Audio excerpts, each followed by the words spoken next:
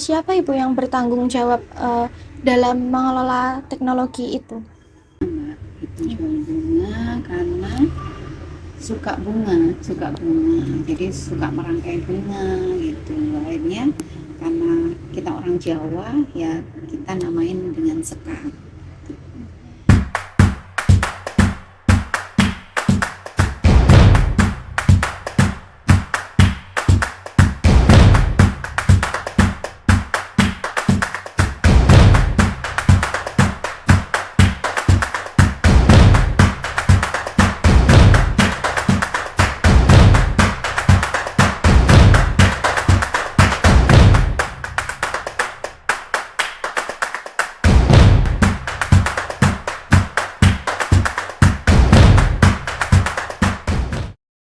Baik, dengan saya Erza Aprilia dengan Ibu Putri selaku owner dari Sekar Floris.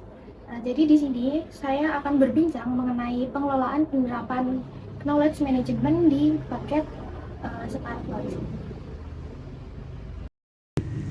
Mengapa Ibu Putri ini memilih nama paket Sekar Floris ini? Jual bunga, Mbak. Itu jual bunga karena suka bunga, jadi suka merangkai bunga gitu. Akhirnya karena kita orang Jawa, ya kita namain dengan sekar. Sekar kan artinya kalau dalam bahasa Jawa itu bunga. Mengapa Ibu memilih usaha paket ini di bidang penjualan bunga? Contohnya seperti bunga potong seperti itu. Jual bunga itu dulunya bunga hand bouquet ya. Jadi hand bouquet kalau untuk orang lama, istilahnya orang lama itu bunga itu dipakai untuk kalau kita mau kasih hadiah untuk orang yang sakit apa gitu, perhatian seperti itu. Nah, semakin kesini floris itu semakin berkembang. Jadi kenapa kita pilih hand bouquet? Karena perkembangan dari floris itu sendiri.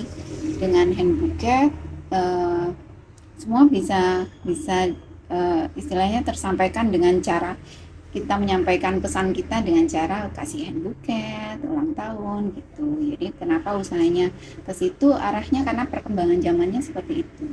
Kalau di awal kita ke dekorasi gitu, kita ke apa namanya dekorasi di perusahaan gitu. Kita menyewakan bunga-bunga yang kita rangkai dan kita tempatkan di misalkan meja kerja gitu, atau meja resepsionis seperti itu. Karena dengan perkembangan zaman sekarang hand bouquet yang lebih lebih favorit istilahnya, kayak kita lebih ngikutin perkembangan zaman gitu. Kalau boleh tahu sejak kapan toko paket Sekar Floris ini berdiri seperti itu, Bu? Iya. Sekar Floris itu berdiri di tahun 2003. 2003 yang awalnya di rumah, posisinya di rumah, di ruang tamu tuh, kemudian dengan semakin apa namanya kebutuhan dari orang-orang tentang bunga semakin banyak, kita sewa toko.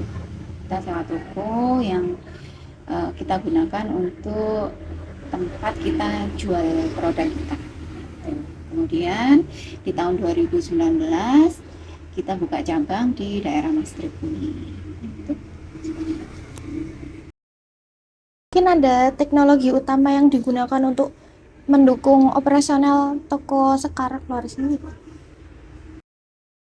Floris sebenarnya kita kan UMKM ya Mbak. Iya. Jadi apa namanya, kalau dibilang itu teknologi yang kita gunakan masih jadul. Jadi tidak seperti toko-toko di kota besar lainnya gitu. Jadi teknologi yang kita gunakan adalah handphone yang kita fasilitasi dari owner sendiri, dari karyawan sendiri gitu. Jadi teknologi handphone aja, dan di situ kan ada fasilitas media sosial yang kita gunakan gitu. Terutama teknologi sekarang kan ada Instagram, itu yang kita gunakan.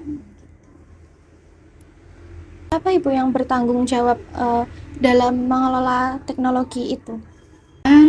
Yang bertanggung jawab adalah owner sendiri. Oh, langsung dari ownernya. Dari owner sendiri. Kemudian untuk yang di cabang adalah yang dipercaya atau yang bertanggung jawab di cabang itu. Cuman dari situ kita ada nomor untuk admin sendiri, gitu ya. Jadi untuk customer service-nya itu ada nomor sendiri, cabang sendiri, pusat sendiri.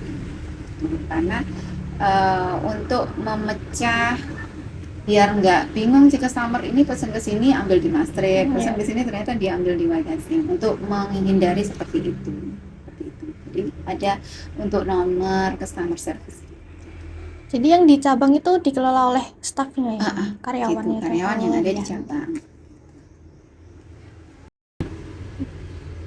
Mungkin ada target pasar dalam pengelolaan teknologi yang digunakan itu. Iya.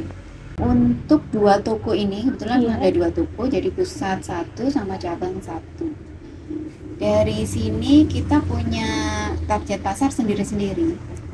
Jadi kalau untuk yang di pusat, target pasar kita itu untuk instansi sama perseorangan yang mereka butuh untuk buket-buket besar gitu, untuk vas-vas besar, terus untuk papan ucapan seperti itu. Tapi kalau untuk yang di sini di cabang itu kita lebih kecil istilahnya. Kita melayani untuk mahasiswa, untuk belajar, untuk perseorangan, tapi yang enggak buket yang besar gitu. Jadi ada target marketnya sendiri memang dengan range harga yang kita punya gitu. Jadi minimal kalau untuk di pusat itu minimal harganya 50.000. Kalau di sini kita menyesuaikan untuk mahasiswa mulai 15.000. Oh, itu. Target pasarnya. Sejak kapan Ibu teknologi yang digunakan itu diterapkan dalam toko ini? Kita mengikuti perkembangan, Mbak. Jadi kalau sebelumnya itu kita jual pakai BBM, dulu ada HP, BlackBerry itu ya, kita pakai fasilitas itu. Kemudian ada WhatsApp muncul, kita pakai WhatsApp. Kemudian ada muncul Instagram, kita muncul pakai Instagram.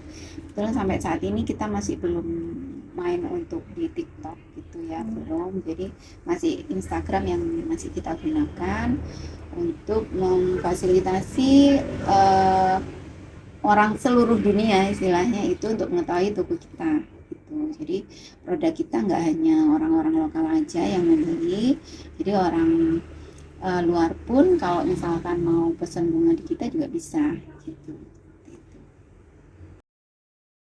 Mungkin menurut Ibu teknologi yang sudah digunakan itu mencapai tingkat efektivitasnya atau belum seperti itu?